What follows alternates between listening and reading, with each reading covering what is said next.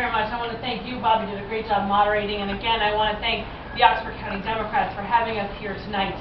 As you can see, there are a lot of differences in this race, and they are important to pay attention to.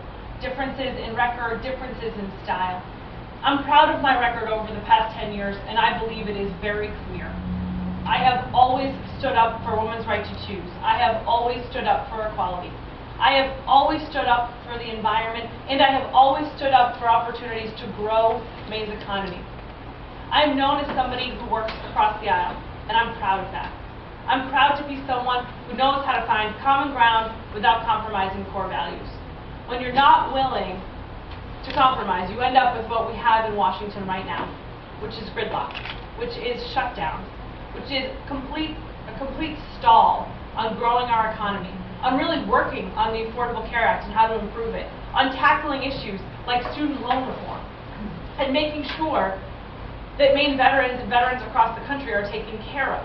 It's gridlock, it's lack of working together, it's a fear of bipartisanship that gets in the way of us making those investments we need to, of making sure our budgets aren't just full of sequestration and just temporary, making sure they are really about setting priorities. My record over the past 10 years has been to be someone who stays at that table, especially when it's hard, especially when it is so difficult that there are no good choices in front of you. I'm proud of that record. And when I go to Washington, whether I'm in the majority or the minority, I know that Maine people can count on me to stay and fight for them, because there are things worth fighting for.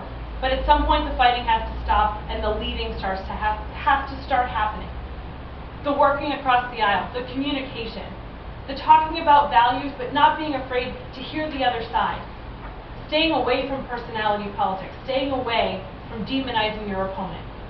That's no way to run a government. That's no way to find solutions to growing our economy. And when I'm in Washington every single day, I will be focused on ways to give more opportunity to Maine people and to get our economy moving in the 2nd District.